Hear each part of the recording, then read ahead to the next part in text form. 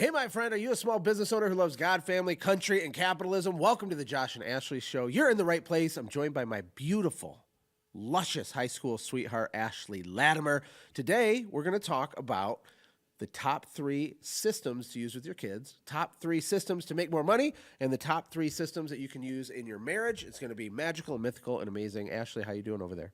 Good. It's the magical number 2023. So the 333 in 2023. I like it. Decree in 2023. Call your shot in 2023. I can't believe it's here, but it's here. You know, I was born in 1981. Okay. And you don't like it when I share dates, do you? No, it's disgusting. I Why? hate it with the passion. It's reality, right? We're in our 40s It is reality, now. but we don't need to talk about reality all the time. Like why? Why? I feel like I'm still like 20. Maybe you should lay on that couch over there like therapist style, and we can work through why this triggers you, because you're young. You're young. You're going to live to be 100. You're like 40% done. Okay. You're 40% Now we can talk done. about it like that, but also, yeah. Okay, just keep going with your 1981. It's just the world has changed so much. We graduated high school in the year 2000, so shout out to all of our 2000 graduating class. It's a special time to graduate, kind of like the people that graduated in the year 1900. That's kind of cool. And now it's 2023, and it feels like time is going by so freaking fast. Does it feel like that for you? Am I alone in that? I think the older you get, the faster time goes by. And there's actually, did you know that there's like scientific reasons why? Did you know that, Ash? No. I don't think we've talked about this before, No. you and me. So when you're a kid, you know, you're in a different type of brainwave state. I'm not an expert on it. I'm going to do like my layman's term explanation of this. Hopefully it makes sense. But basically, when you're a kid, almost everything that happens to you is a new experience or relatively new experience. Everything's magical and mythical and just new. And so your brain is hyper aware. And what that does when you're hyper aware or you're having emotional experiences, it slows down time. It doesn't actually slow down time, but it slows down your experience and perception of time. And so I know I've asked people before, like, do you remember, you know, ages 0 to 10 and how long that felt in terms of like a period of your life? And then like 10 to 20 felt pretty long too. 20 to 30 is pretty quick. 30 to 40 is really quick. I imagine it's going to keep doing that. But the reason why is because we get in routines. Right? In our life. And the routine makes like Groundhog's Day effect in our brain. And all of a sudden, it's 2020 freaking 3. The way to combat that, by the way, is to do new experiences, to do weird new things, constantly challenge yourself, you know, sign up for some weird class or learn some new skill. It slows down how time is perceived. Isn't that interesting? That's very interesting. I love it. Do you agree? Did it feel like it was slow when you were younger and it's faster now or not? I felt like it was slow, but I also was hinged on like school, like routine and stuff. And there was like a very big routine. Now I get to do whatever the frick I want. And so it seems like it's you flying. seem a little feisty today. Are you feisty today? What's going on with you? No, I'm good. I just Jarrett, Maverick, how are we doing back in the sound room? How are you guys doing today? And what do you think about this concept of time? Do you have anything to add or comment about that? All right. Trying to get set up. We're trying to figure out who's to talk first. Yeah, I kind of feel like that. But also at the same time, we do new and crazy things all the time. So I really don't know what it'll be like when I get into a more routine life. So we just got to wait and see. I feel like this is not a popular topic for some reason. I think it's fascinating. I think it's super, super interesting. And there's a point to it that I'll get to in a minute. But Jarrett, go ahead. What do you think? Yeah, I think that I try every year at the beginning to be like, okay, cool. This year I'm going to like try to be super routine minded and like keep everything consistent and like not have a bunch of crazy changes. And then consistency goes out the window because everything's changing, but it's not a bad thing. It's generally a good thing. Like last year was nuts. Last year was nuts. 2022, yeah. I do you had have lots of new experiences. Yeah. What's I up do there? have something to say. I think, you know, Maverick's talking about all the different experiences. And the reason that we are at a place to do all those experiences are because we love family systems and we have family systems. So it feels like routine for us to do new experiences. So time does feel like it's going fast because we are doing all these new experiences and we kind of have like a childlike view on the world. Like when my husband does anything, Maverick can chime in on this. When my husband does anything, it's like epic and awesome and like let's take in the beauty. Like he makes it like a brand new gift every time we do an experience. So all of our experiences, that's probably why things feel magical. So we have systems in place. It does feel like it's going fast, but I do feel like we experience a lot more life because my husband is such a life giver in that area. So I feel like we experience things like we're children. And so we do enjoy the moment, but it does feel like it goes by super fast. Wow, thanks, babe. You're a nice person. I appreciate that. I basically have two buttons. I don't know if this is an entrepreneur thing or maybe tell me in the comments if you're like this. But for me personally, I have two modes, on and off. That's kind of it. It's like hot or cold, on or off, black or white, up or down. It's very binary. It's hard for me to just Thought be you were going to medium. say bipolar. It's hard for me to be medium. So like even before we like record a podcast like this, I'm like totally like no energy. And then I'm like, wow, energy. Or when I'm playing with my kids, typically it's not like some reasonable thing. Like I'm always raising the stakes and going crazy. Or if we're going to have a war with the kids and they're chasing each other, it's like raising the stakes. And sometimes that's not good. But Yeah. generally I think it's good. What do you think? Oh, well, you know, ladies, I don't know if this is an entrepreneur thing or my husband thing, but it's like he loves to get the kids so riled up at like the wrong time sometimes. And so it is awesome. And I try to like let my husband have space to be like this amazing, epic dad. But it gets a little loud and rowdy late at night and mom's all done by then. And so I appreciate that my husband is and sometimes he just lets me go to bed, but then I'm like, oh, I can feel in my bones that someone's going to get hurt and cry and they're going to need mom. And so I do appreciate that as you being an epic dad, but the little part of my mom's side is like, I'm just tired and want to go to sleep. So I just let Josh. One of our systems is I just let Josh be Josh in those moments. And I sometimes just have to go lay down because I will be the fun buster. I'm like the fun party starter during the day, but when it gets to a certain time at night, I'm tired. I'm so tired. And so then I'm a like, night owl, too. Josh, take the lead. Yeah, my husband's a night owl. Our kids are night owls. And so it's just kind of how they're wired. I don't want to take that out of them and bend them to my will, but I'm like the early morning girl, like, let's get some coffee and do all the things and like talk to everybody. And then at a certain time period, I'm like, I'm all done. Yeah. I'm curious Maverick's take on this. Like when you have kids in a few years, Maverick, when you get married and stuff, what kind of version you're going to be. Because you're a very reasonable, kind of like level-headed, routine-oriented person. but we do crazy stuff, right? We do bets, we do challenges, we do contests, we go outside in the middle of the night. There's like, I can't even think of the bajillion things over your life where we just do weird, crazy stuff, you know? I don't know if you recognize it as weird, crazy, or if you just think it's normal because it's your life, but what do you think, Maverick? Completely normal, to be honest. And I think I'm gonna do the exact same thing that you've done, like with special days and like just doing weird things at random times. Like we'll have no idea. You'll just come in and be like, "Okay, guys, we're leaving." We're like, "What?" And you're just like, "Yep, we're going to do this thing. No questions, we're doing it." And then we'll go do something awesome. So I think I'm gonna do the exact same like style. Yeah, like one of my philosophies for parenting, which is a good segue into our first segment. Again, we're going to talk about the top 3 kid systems, the top 3 ways to make more money in 2023, which is a juicy one. It's good stuff. And then top 3 marriage systems. But let's start with the kid ones. The first one on my list was one-on-ones. One-on-ones. My parenting philosophy is that you do not have to have huge quantities of time with all your kids. And if you have tons of kids, it's just not even possible. You know, I can't spend hours on end with every single kid every single week and do all the other stuff I'm responsible for doing.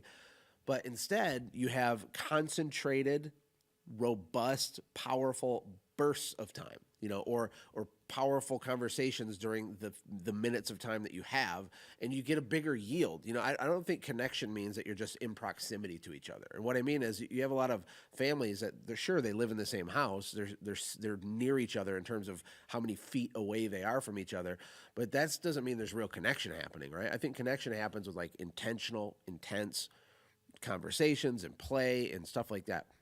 And so one-on-ones was a system we started when Maverick was like 3. Do you want to explain that or the origin of that and how people can use that and what your perspective is, Ash?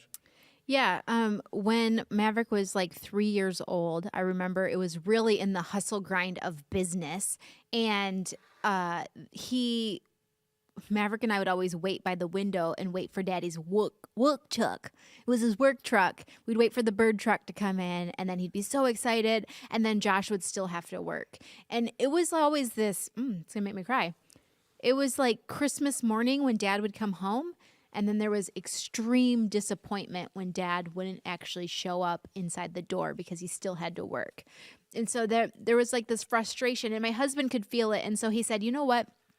Every Monday, I'm going to do Maverick Monday. And I'm going to start taking the kids out and having these deep conversations. And we're going to get ice cream, and we're going to go throw rocks in the river. And we're going to just go for walks and have a dedicated VIP day where it's just Maverick. So he knows that he is safe and secure, that every day might not be Maverick Monday, but he will have a special day to get heard and seen and connected with his dad. Yeah, and to be honest, I've done like a really bad job to finish up 2022 with special days. I just have, and there's been other times where it's fallen off the rails for periods of time, and then it'll be really strong for a while. And I think that's okay, right? Like perfection isn't the goal because perfection is fictitious. It's not even a real thing to try to strive for in the first place. But we do, need to get back on track with that, or I need to. You've also started doing one-on-ones too. Sometimes we'll do like tag team because we have 5 kids. We have Sawyer Sunday, Maverick Monday, Tucker Tuesday. Haven't done those in months actually with the boys. Really, we've done like other versions of it. But then we have Judah May Thursday and Finley Friday, and the 2 littles, they never forget. Like every week they're asking about it, especially Judah. But sometimes I'm like, Ash, like, can I tag you in, tag team? And so then I'm like, ooh, what if Mom does Judah May Thursday? And so that's been helpful too. But it's been a powerful, huge system. People ask me, what's the number one tip you give as a dad? This is what I tell them, is to do this thing. And whether it's 45 minutes of playing Legos but being all in and building the most epic castle that you can in an hour or in 30 or 40 minutes, then that's what it is. Or it's going for a walk or getting ice cream or anything. Make it your own. Insanely powerful. Like we noticed immediate change in behavior of our kids. Immediate. In the weeks where I would fall off and not do it, whether I'm traveling or something else happened or I just didn't do it for whatever reason, there's a shift in our house.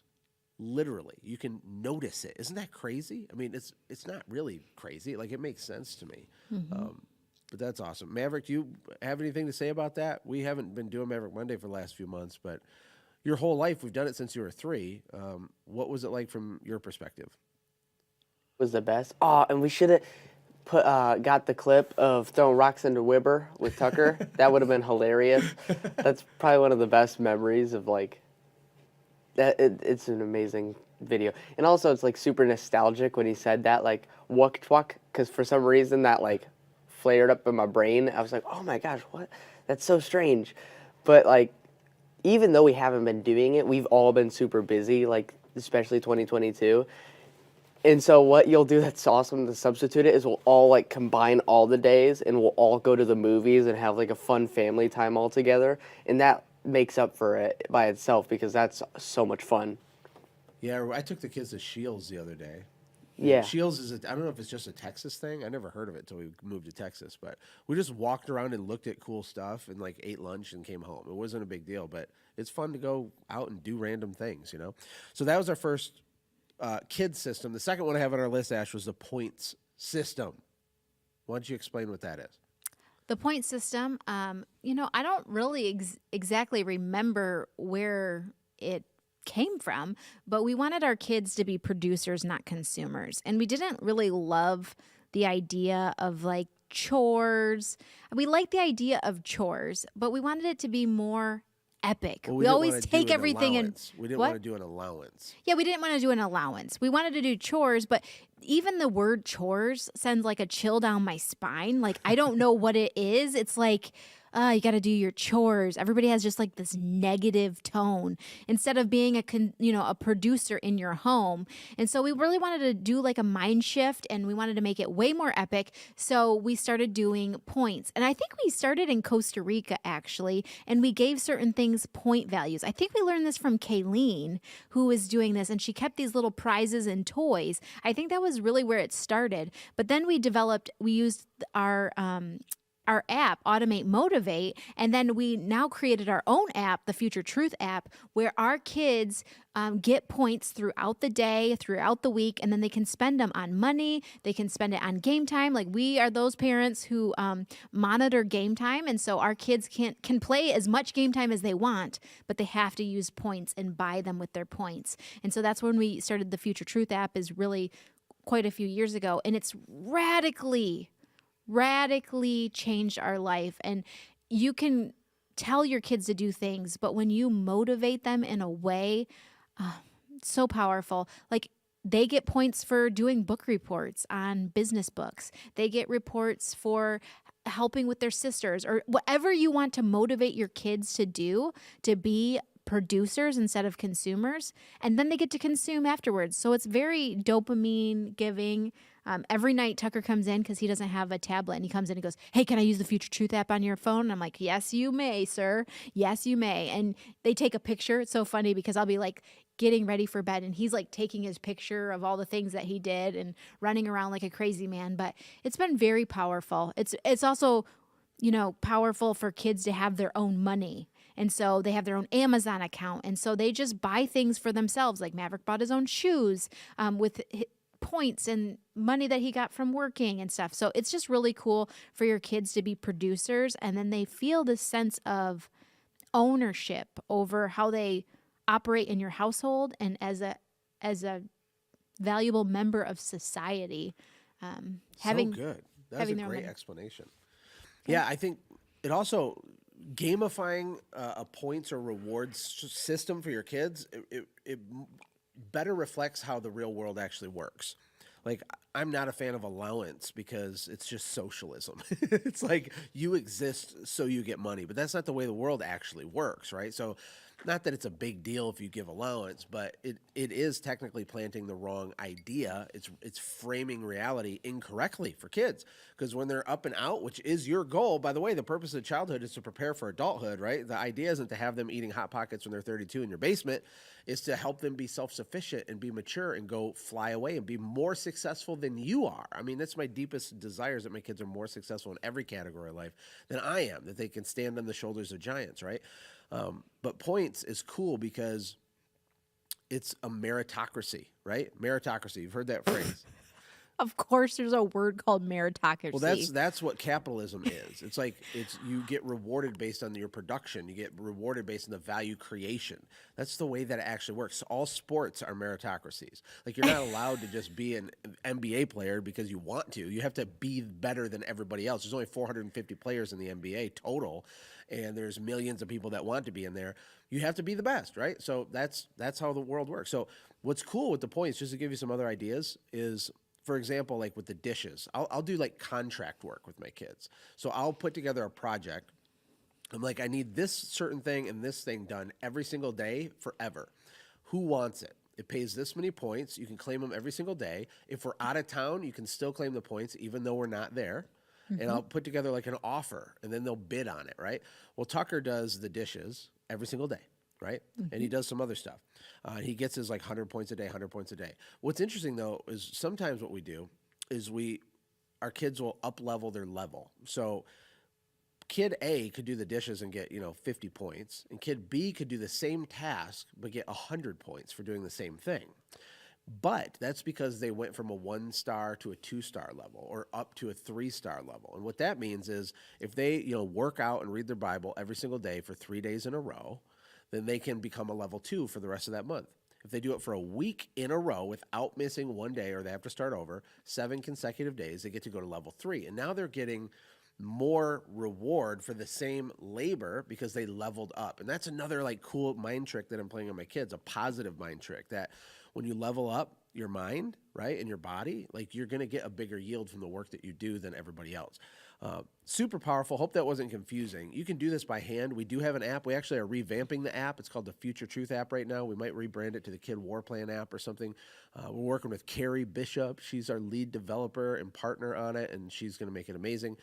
We'll be telling you when that's available. It's not available right now, but it's awesome. So, any other comments, or we go to the next one? I have to say, the dishes is one of the coolest things that have happened, is because now Tucker's not responsible for doing the dishes one time. He's responsible that the sink is always, we call it Mima Susu clean, because when my mom comes and cleans the sink is like beautiful and like the countertops are cleaned off. And so he does them multiple times per day because we have a lot of people, and it's starting to make him aware of how many dishes people use. And it's also encouraging Tucker to have really strong leadership when he's leading his siblings, because he's responsible for that. So he's like, hey, make sure you clean out your dishes.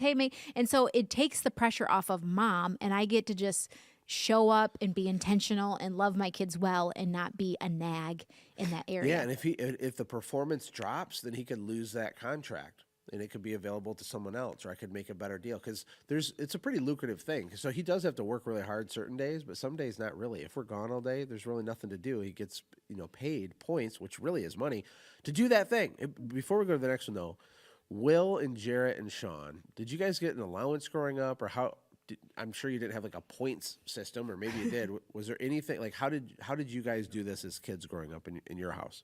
I definitely didn't have an allowance. We just kind of went for it. I mean, I lived on, I say a farm. It's not a farm by any sense of the imagination, but it was like 2 acres, and we had animals. We had, chickens and horses and pigs and goats and all of the things. So I guess it was like a mini farm, but we got to. We didn't have to. We got to because we had all the animals. So we just went out there and took care of everything, and that was just part of it. That was part of having the animals, and we wanted the animals as kids growing up, and so that was just part of it. It's like, cool, if you want it. This isn't like it's a fun, gift. It's a commitment now. So did you get paid anything or not? No, it was just take care of business, be responsible. Yeah, that kind of thing, right? Well, your animals die if you don't do it. Yeah. So you don't want your animals. Well, it's like die. it's like the mindset when people give their kids like a puppy for Christmas. It's like, oh, I'm not just giving you a gift. I'm giving you a 15-year commitment. So more power to you. What about Sean? Sean, your mic's on. What was your deal? My mic is on. Hey, Sean got his mic working. Oh, cool. Yeah. Ooh, let's go. Yeah. I'm exactly the same. I didn't really get an allowance. Of course, if we did really good at sports, then we would go out, get taken out for lunch. There would be gifts given, but not necessarily an allowance. Just like Jared, we kind of took care of business. Did you guys have money as kids? Like, did you have money? I had money saved up. Just of for course, birthdays and Christmas and birthday, Christmas.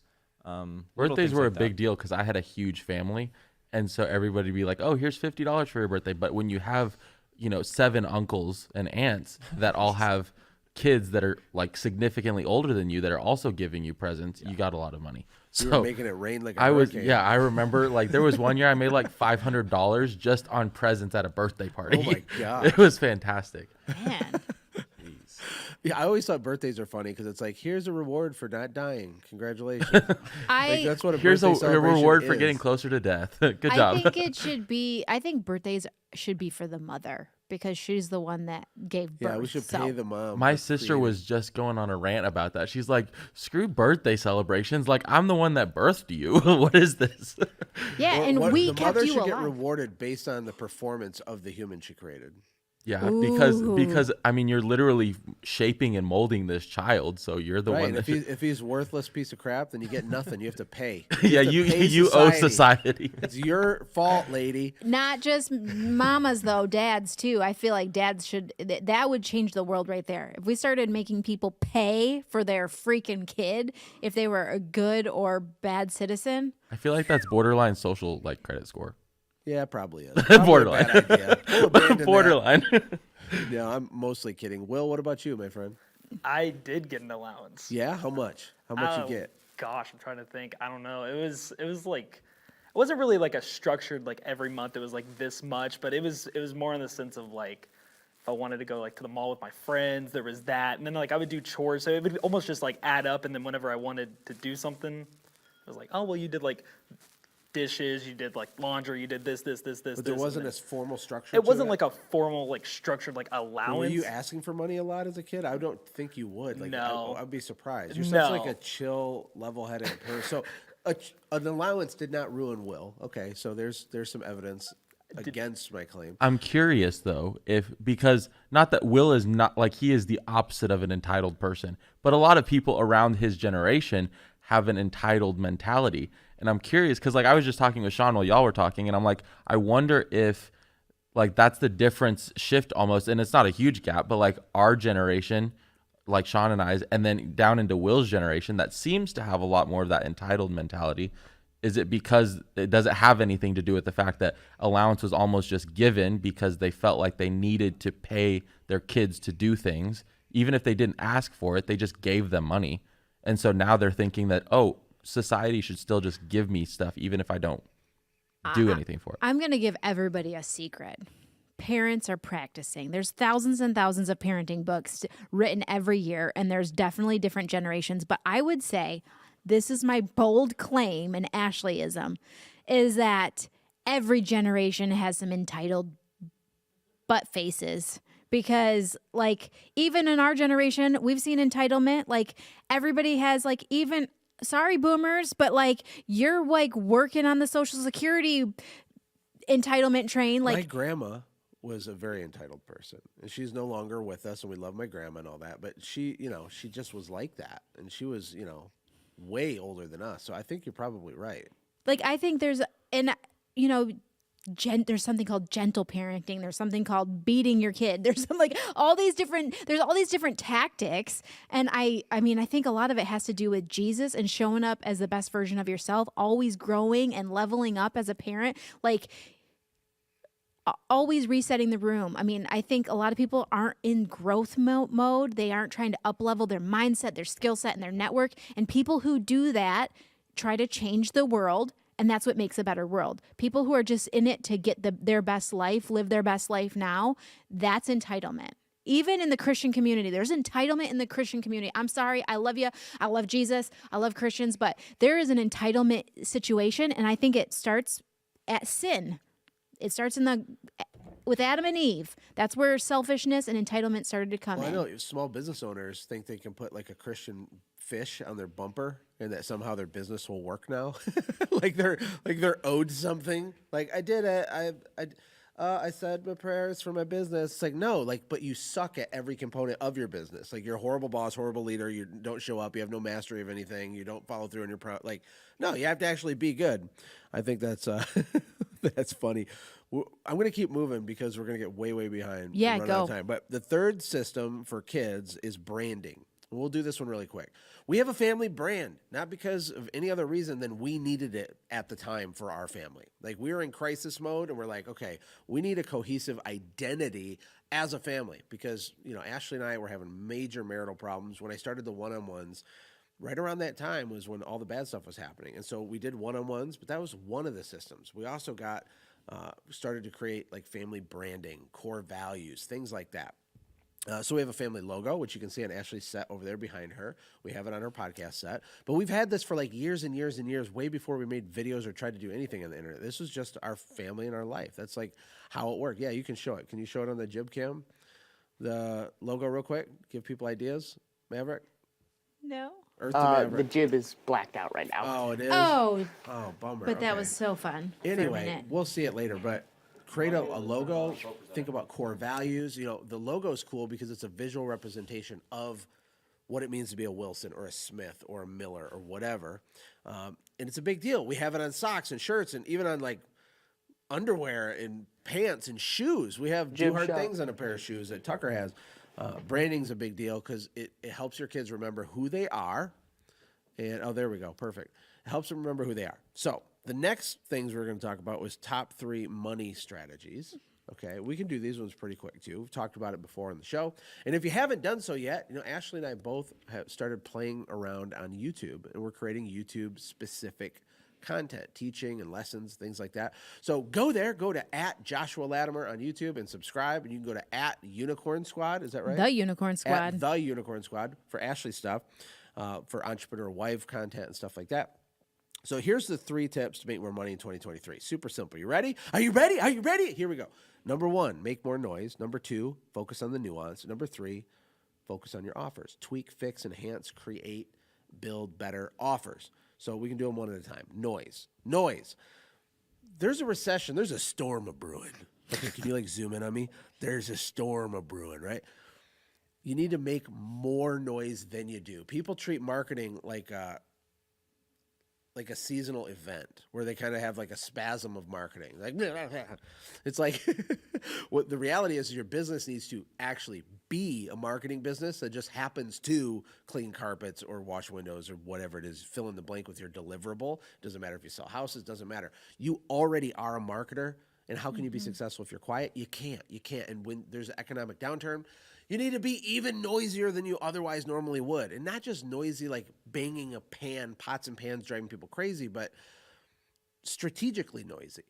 You know, like the cadence. Do you have like your marketing calendar for 2023, even a rough draft of it? Do you have something sketched out? There's certain times a year when people naturally buy and when they don't buy. We already know what they are because we can look back at your last year's revenue and the year before that, and you can see there's a buying cycle in your market for your service. I call it a revenue curve. It's the natural flow of how it works. And we need to be marketing hard and loud and noisy on the on-ramp, on the upside, and then maybe pull back and not spend as much when people don't want to buy, and we can use other low-cost marketing methods during those times, and then we put our foot on the gas during the up ramps.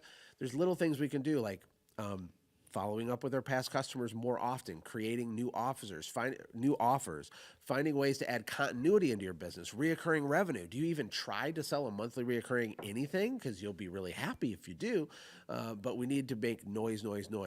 Where are we making the noise? Who are we saying it to, right? Then you have the nuance. Nuance has to do with, messaging and how you say what it is that you do. Would you agree that two people could give the same sales presentation and get two totally different results? Would you agree with that? I 100% agree with It's that. obvious, right? Yeah. So the way in which you articulate and present your message, there's so much intrinsic value in the nuance of how the top sales guy does what he does.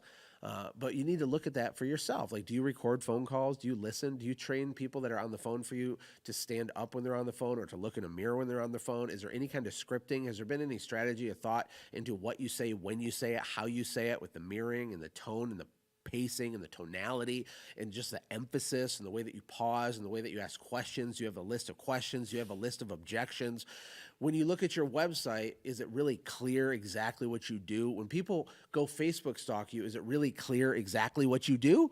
It might not be. That's okay. It's not for most people, but this is what I mean when I say nuance. So if they go to your personal Facebook profile and they just see you sharing a bunch of funny Bud Light commercials from 2003, is that the nuance you want to have there, right?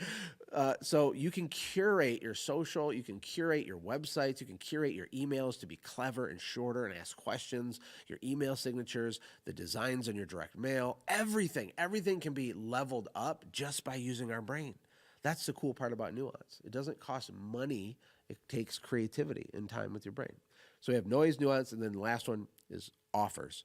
So most little companies don't have offers. They have a product or a service. That's what they have. You sell carpet cleaning or window cleaning. Now, hopefully, a lot of people now have caught on to the fact that you need to have like packages, right? You might have a couple packages, the basic and the premium. That's good. That's technically an offer. But we can go like way deeper with it, right? Do you have a decoy offer? Have you created a fake, super expensive offer that you present first to the customer just to freak them out? So then when you tell them they don't need it and then you present your other original offer, it just hits different and your close rate goes up and your average ticket goes up. You should do that. You could do it today. You could do it in an hour. Decoy offers is one way to look at it, but we also want to look at the components and ingredients inside of your offer and find ways to add more value. Most small businesses only think their leverage point is to discount price. Oh, the phone's not ringing, I'm going to cut prices. That's not true. That's a bad way to look at it for many reasons I won't get into right now. Like I can break down economically why that will destroy your business and bleed you out. We don't discount prices, we add value. We use bonuses, we use urgency and scarcity. We use social proof, we use logical justifications. It's a whole thing I could teach, but my encouragement for you in 2023 is ask yourself, are you being noisy emaff and strategically noisy in the right ways? Have you looked at the nuance of your company's vibe, the way that the messaging works, the way that your emails are written, the way that your web page and landing page and your headlines and your ad copy all is set up, and the way you answer the phone, and the way you present, and the way your literature and estimate, all the nuance of everything is nuance. And then offers, have you taken a hard look at them and tried to improve them? If you do, you will make a bunch of money, so you're welcome. You're welcome. You can like come back here and be like, thank you, Josh. I made $214,000 more this year. Just remember to come back and say that on this comment. What are you thinking, Ash? That was a long rant. Sorry. No, you're good. You're good. I was just thinking noise. Usually people do what's called panic marketing. They do that. They're like, oh, I don't have enough customers. Market like crazy. Oh, that didn't work. And they just send out a discounted offer. Yeah, they That's just all that happens normally. And then I was thinking of the nuances, and I was trying to think of a nuanced story, which is so funny. There's these two guys. Maverick will know. I think Maverick was with us. There's these two guys that sit right in the aisleway at the Kroger or the K Roger. That's what we call it. And it was during Christmas, and I had all the kids and the carts full of stuff. And then one guy came up to me and said, ma'am, can I ask you what kind of internet service you use? Like came up and presented to me, and I was like, I use Spectrum, thank you. I walked past, like they're always there.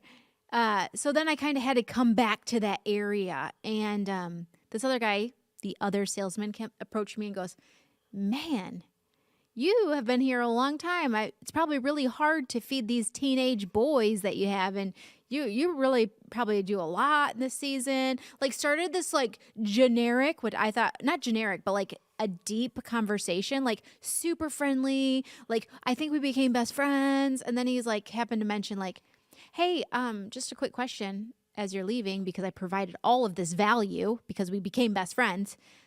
What internet provider do you guys use? And I was like, wow. And Tucker, we walked away and Tucker was like, wow, that guy, man, if we needed his services, that's who we would have been buying from. And so the nuances of the way that you talk to your customers and the way that you show up and their smell even matters. That was a great story.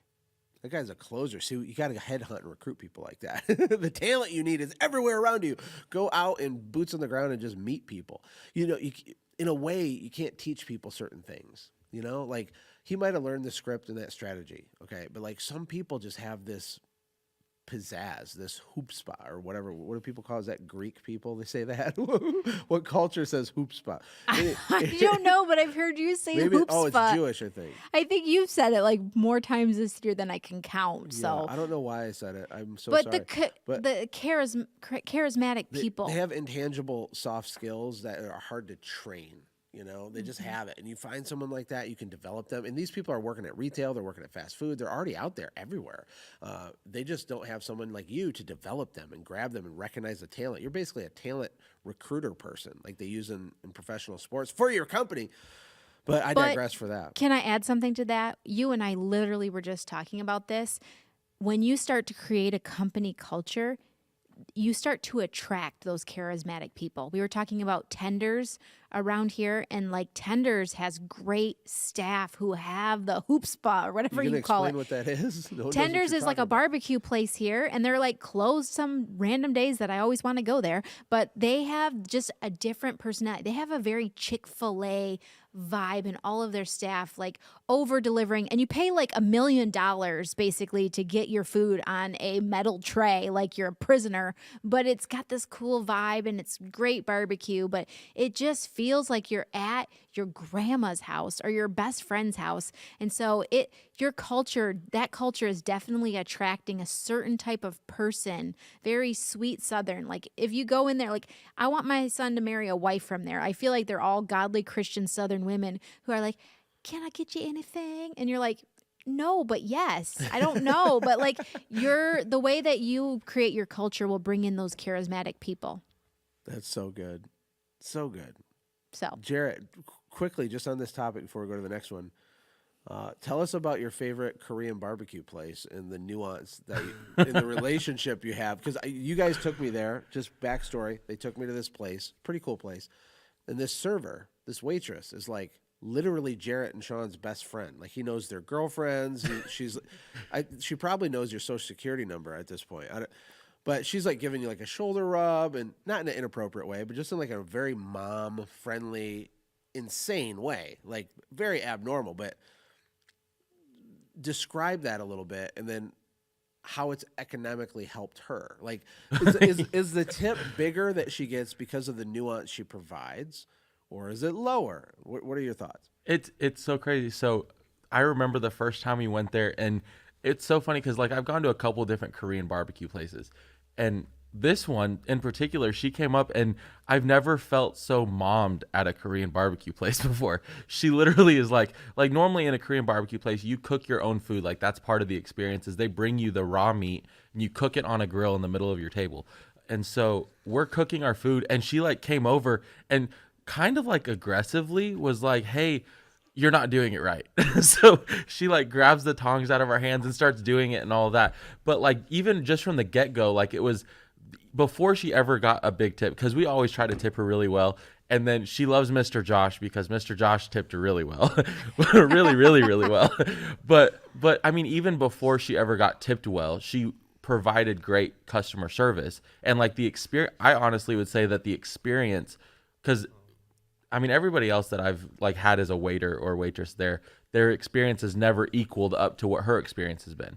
She knows how to like make you feel like you're at home while you're sitting there eating. I mean, she literally for what was, I think it was my birthday, because we all went, and it was the first time I think that she had ever done it when you guys were there. She literally went to the market next door, bought a pineapple and cut it up into pieces, and then brought it back over.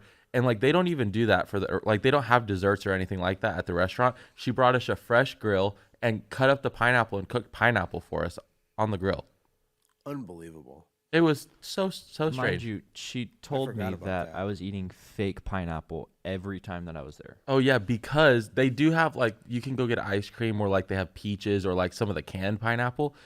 And so Sean would get the canned pineapple and just eat it. And she's like, that's fake pineapple because it wasn't like the fresh cut up stuff. And so she would literally, if she couldn't do it, she'd have one of the bus boys go do it. And they would go over and grab the pineapple, bring it over. She'd cut it all up for us. And like, she doesn't do that for anybody else.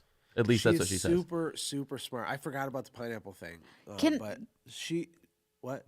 Oh, sorry. Keep going. Keep going. I forgot about the pineapple thing, but I remember one of the first things I asked her the first time you took me there, because I think I've been there 2 or 3 times with you guys, is I asked her if she was the owner, number one, because she behaves as the owner, and she wasn't, and I was confused. I'm like, well, have you ever had your own restaurant? Like, what are you doing this for? Like, she had all the things necessary to run a very successful restaurant, and she wasn't, and I thought that was interesting. But I think years ago she used to be the owner of a restaurant, and currently she's just working at this one. But man, her whole mindset and everything was different. And really, that's what nuance is about, because we're still talking about nuance and how valuable it is. The way that you do what you do can 10x the value of the thing that you do. It's not just the thing, it's how you do the thing. It's the whole experience of it. I even saw a TikTok video yesterday of a movie theater. There's this heavy set guy working the counter getting a guy popcorn, but it was a freaking dinner and a show is what it was. He grabs the popcorn, he spins it on his finger like a basketball, catches it, scoops it up, flips it to this hand, does the butter on the first layer like this, flips it back, scoop, butter. And the nuance of that and the experience of that is so valuable. And I don't care what kind of business you have, you can add elements of this type of thing into your customer experience and demand higher prices, and people will happily pay it. What were we going to say? The other thing I was going to say is find what makes you special, which is the nuances. You know, when you're talking about pineapple, I just bought a pink pineapple that only comes from Costa Rica, and I thought they were like $80, and now I got it for $2.99. I felt like $1 million. And these are just the nuances of how they market it. They market it with influencers about this pink pineapple, and it was all about the nuance of it being a special thing. And Maverick and I were talking about yesterday about Ed DeBevick's, about the restaurant in Chicago where they're intentionally rude to you. So if you are rude, make that a thing. I don't know. Like if you're own it, like own your own marketing. Like that person that was like, one person said this is the worst cup of coffee on Yelp or whatever, and they posted that as a thing, and then you have to go figure out if it's the worst cup of coffee. Like intriguing minds want to know, like you want to go to Ed DeBevick's for them to be rude to you, and it's magical. Like, so the experience does matter. Yeah, you guys took me to Ed DeBevick's 20 years ago, and I asked the waiter for a refill of my drink, and he told me, no, get it yourself. So I had to get up and walk like behind, like in the part customers aren't supposed to go, and get my own refill, and all the waiters are like, just looking at it was crazy, and we pay extra. You're paying $20 a burger instead of 15, so that they can be mean to you. It's fascinating. Fascinating. Jarrett, were you going to say something? No, I was just saying, like, even with the whole experience. So back to the Korean barbecue place. So her name is Mira, and that's so she's a manager there. But she says that she has a badge with her name on it that says that she's the manager, but she never wears it because people treat her differently. And so, but she said she literally, I've seen her do it multiple times that we've gone there, minus the time that I got my gas tank siphoned the last time I was there, but that's beside the point. Anyways, but the last time I was there, it was a great experience, but she literally will hand off all of her other tables and just take care of our table every single time. Every single time we go. So interesting. It reminds me, my first little company was a window cleaning business in Michigan called Birds Beware Window Cleaning. And I knew that I was on the right track this one particular morning when we got to a customer's house. This is the very beginning of the business, first couple years. And the customer pulled me aside and he's like, "Hey, young man, can I talk to you for a second?" And he walked me out to my own truck, which had bald tires on it. Okay. Like, we had no money. It was really bad.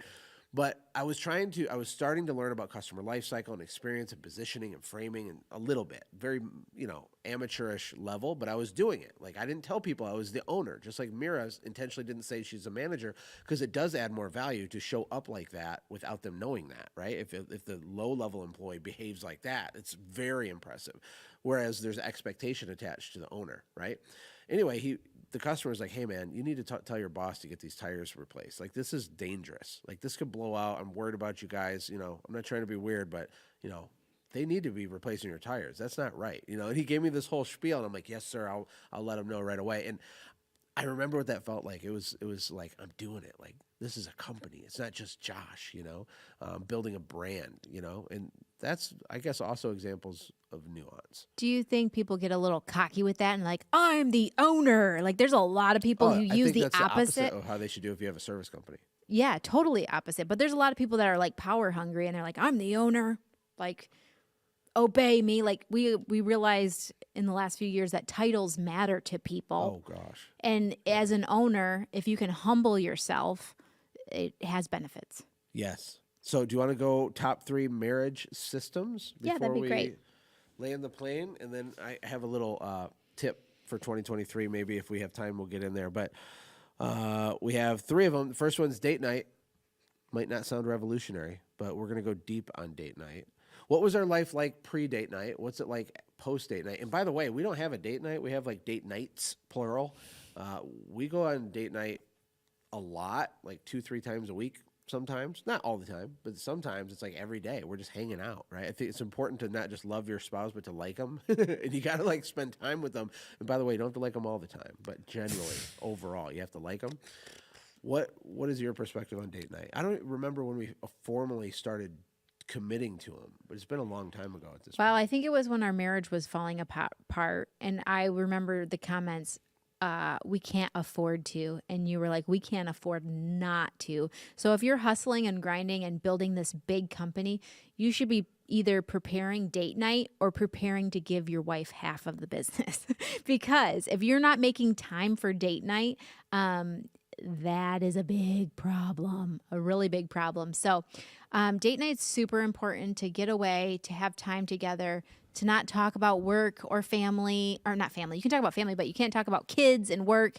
You have to talk about funny stuff, have inside jokes, like reignite the passion, up your marketing game for your marriage. Marketing and marriage, the noise, the nuance, and the offer still matters in the marketing of date night and your marriage. So That's juicy. I'm sitting back here being casual, by the way. I just wanted to lean back in my chair because my back was hurting. But oh my gosh. Don't But- worry, everybody. That one's mine. That's Yeah, mine. I'm a trophy husband. That trophy husband's all mine. Sorry, ladies. You remember the show Everybody Loves Raymond? Yeah. And Raymond's mom is Marie, and she's arguing with Frank, right? So those who know what I'm talking about. So Marie is all upset, talking to Frank, and she goes, "I'm more than just a trophy wife, Frank." And then Frank said, "What contest in hell did I win?" Yeah, because I guess love it that. depends for your trophy wife. But That show is amazing. one thing I would say, date night is super important for your entrepreneur wife. like 1,000,000%, knowing that she's the VIP instead of like third or fourth rung. And businesses sometimes steal your time, your resources. It was like a greedy affair. I've thought of our business as the other woman, but when I started getting time with my husband and realizing we were on the same page, we were just running in different circles. You have to make your circle kind of join together so you can conquer stuff. So it really puts gas in your tank. And Well, we had Monica on, and we figured that one date night a week plus 20 minutes a day of just conversations is only 3% of your week. 3% of your total week. 3%. And that's doing a 3-hour date night plus 20 minutes a day, 7 days a week. It's still like this minuscule total investment. But for some reason, people won't do it. They get, and it reminds me of Vince Lombardi, who is a coach of the Green Bay Packers, legendary coach. And they had a rough season, and then going into the next year, he started the first day of football practice by holding up a football to all these professional athletes. He said, "Gentlemen, this is a football." And the reason that's profound is because it's simple. Leonardo da Vinci said that simplicity is the ultimate sophistication. We're trying to like do all this stuff and go around the mountain to like fix stuff when we're not doing the fundamentals. Professionals never don't do the fundamentals. Professionals always do the boring basics, right? Date night, I think people's brain shuts off like, yeah. It's like, no, you're not allowed to say that unless you've been doing it consistently for a long time. You can't say, yeah. And most people aren't doing it. I actually think date night is a bigger flex than a Lambo. So if you really want to act like you're a baller, taking your wife on a date night, and it doesn't even have to be somewhere fancy, it could be the freaking Taco Bell. That is a real flex. Like your business is systemized enough and sexy enough and making enough money that you can put pause and you can just dote on your most valuable asset. So I actually think that date night is more valuable than any Lamborghini, any Gucci bag, anything. It's literally showing up for your wife and saying, hey, because time is the most valuable resource on the face of the earth. I mean, that's why people are obsessed with like the fountain of youth and different things like that, because they want time. That's why we look back on our memories and our magical, is because we value time. Time is very valuable. Some people don't value their time, but it's actually the most valuable resource that you can't get more of, no matter your wealth or anything. It's true. That's why the saying time is money is idiotic. It's completely stupid. It's not true at all. It's just a thing people say. It's stupid. Time is not money. Time is infinitely more valuable than money. Hello, wake up. Like, this should be obvious. And if we're in, to land the plane on date night, I guess, like, you can't keep a houseplant alive without watering it. Like, all things must be maintained. The law of entropy says that things go from chaos, from order towards less order. You have to constantly be reinvesting. Duh. Duh. It makes sense. But with our relationships, we don't do it. You got to do it. And I do agree it's a flex. I think in today's culture, which is morally bankrupt for the most part, I think it's an actual rebellious act to love, honor, cherish your wife and show up on date night and make investments, because it's rare. And things that are rare become even more increasingly valuable. So if you want to be a baller, do the basics. I want to add one last final thought. I know that that was your final thought, but like Elon Musk, Bill Gates, all these people who are getting divorced and their wives become billionaires because they get divorced. I think they always thought, I'm going to build this empire and then we're going to enjoy. That will be too late. So enjoy the journey now. That's the most important thing you can do, is enjoy the journey with your wife, build it together. And then the last thing I would say, I know I said last thing 40 times, but that 20 minutes a day that Monica's talking about, if your wife works inside your business, that 20 minutes doesn't count when you are like talking about your employees or the to-do list of this and that. Like 20 minutes, I think she means like intentional conversations, not about your business. So a lot of entrepreneur families work together and they'd have actually a lot of together time, but it's not intentional time. So that 20 minutes, that 3% isn't, organizing what work trucks are going where, or so-and-so called in sick or this or that. That's not considered 20 minutes. Yes, that does not count. Don't do that. That's naughty. We have about 6 minutes left. Oh, gosh. And 2 more marriage tips, okay? And then we'll quickly recap all the other tips we went through today. The next one for marriage is strategic reset. Strategic reset. I heard the phrase strategic reset from a guy named Cameron Harold. I don't know a lot about him, but he was a business guy. And he was talking about how executives would, he coaches and consults companies to take their executives on what he called a strategic reset. This is years ago. And so I started like applying it to families and stuff. And I've encouraged a lot of other entrepreneur families I work with that I do consulting for and stuff to do it. It's insane. It's insanely powerful. It's very simple. It's just getting away and pushing pause for like 1 to 3 days to just talk and get clear. That's what it is. There's no kids. The kids don't go on your strategic reset. You can do this at the Best Western a half a mile down your house and have grandma watch your kids. It doesn't matter how you do it. It doesn't have to be fancy, but it's where you change your pattern. You get out of your environment into a new location for 1 to 3 days, and you just talk. And you basically dream together for a couple days. You bring some whiteboards, bring an iPad. You can sleep in and get room service. And even if you're only talking about the strategy dream part for an hour of those days, it will change your life. And I think couples should be doing this on a regular basis, just like a staycation, get the kids to go somewhere else, or preferably you get out of your environment so you can think clearly and you dream and figure things out. In fact, we're overdue for a strategic reset ourselves. We're going to be hosting events in the future. We tried to do one during COVID and it got undone because of COVID and the hotel kicked us out. But, we want to create an opportunity for couples like you to do this, right? And it's a tax write-off and an excuse to get away and reconnect. It's gigantic. And so big companies will do this every 90 days with executives. They'll go to an offsite. He might have called it a strategic offsite, actually, I think is what he called it. I changed it to strategic reset for couples, but it's a system. What are your thoughts on that, Ash? Well, I'm getting a little teary-eyed. Entrepreneurs, if you want to know if your wife needs a strategic reset, I want you to look into her eyes and see if homegirl's tired. If she's been wearing the same sweatpants for 2 days, if you haven't connected in the purple unicorn realm, if she's nagging you, she needs a strategic reset. She needs you to send her a lifeline to know that this is all worth it, that she's trying to hold the ship together and it's all worth it. Or maybe you need one. And maybe if the only thing that you got was at least one good quality purple unicorn where not a kid wasn't banging on the door saying, "What are you doing in there?" That is true. That would radically change people's businesses. It's a big deal. The third tip we have for marriages as we get ready to end is inner circle. Taking a look at your community and asking yourself, if it's time for an upgrade, can we do that lease pull ahead offer with your inner circle, the people that you give permission to speak into your life? For a lot of you, you need to do that. You need to do some snippy, perform some relationship surgery on people that are negative, dragging you down, that don't encourage your dreams. The Bible says don't cast your pearls before swine. So you got to be careful who you share the vision for your life with in the first place. Because for some people, it breaks their brain and they just can't even digest it. And then their gut reaction is to poo-poo it, right? Even if they love you, but that's bad. Bad. Don't cast your pearls before swine.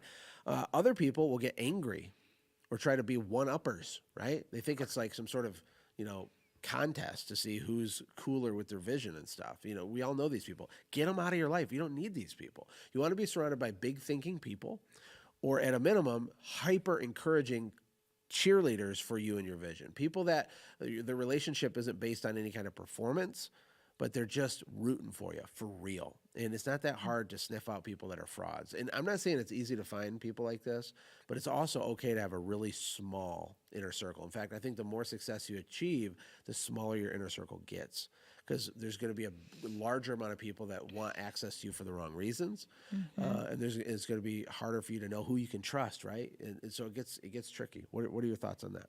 Oh, I think this one's really important. And I think if you just listen to, like, let's say you're at a party or an event with all of your close friends, if you just listen to the room and are they talking about people or ideas? That's the difference between big thinkers.